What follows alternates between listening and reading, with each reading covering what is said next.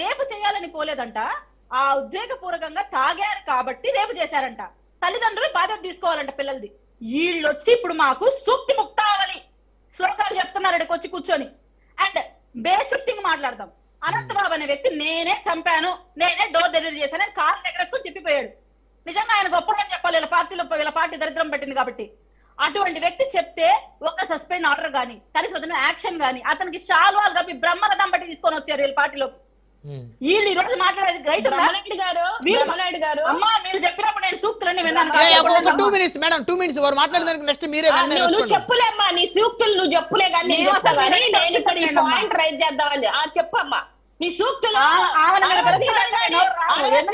చేసిన రోజు నీ సూక్తులు చెప్పుంటే బాగుండు. నీ సూక్తులు వినింటే బాగుండు తల్లి. మల్లేశ్వర్ గారు వారు చెప్పిన తర్వాత మీరు రెస్పాండ్ అవుతారు ప్లీజ్. మల్లేశ్వర్ గారు దయచేసి ఆగాలి. మల్లేశ్వర్ గారు ప్లీజ్ ప్లీజ్. మల్లేశ్వర్ గారు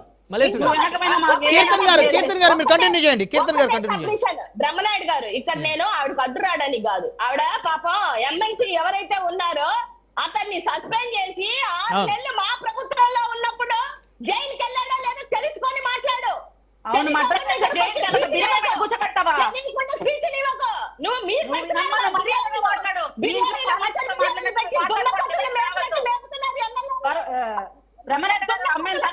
ఓకే మేడం. మల్లేశ్వర్ గారు నెక్స్ట్ మీరే మాట్లాడుతున్నారు దయచేసి, వారి తర్వాత మీరే ప్లీజ్.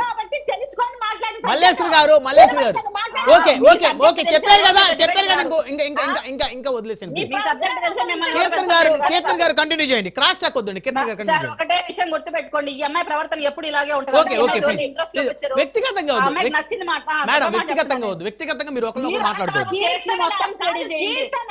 సబ్జెక్ట్ లేకుండా వస్తుంది సార్ అట్లాంటి కీర్తన. మేడం ప్లీజ్ పర్సనల్ టార్గెట్ చేసుకోవద్దు ఒకరికొకరు. Madam please. మల్లేశ్వర్ గారు పర్సనల్ గా టార్గెట్ చేసుకోవద్దండి.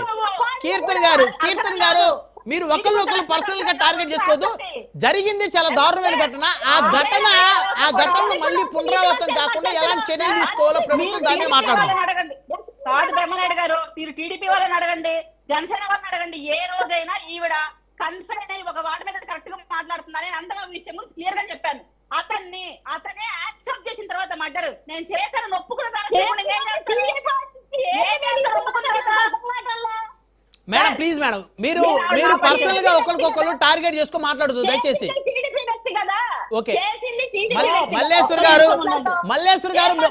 గారు మీరు మాట్లాడుతూ దయచేసి ఒక 2 minutes ప్లీజ్. ఒక మర్డర్ నేను చేశాను ఒప్పుకున్న తర్వాత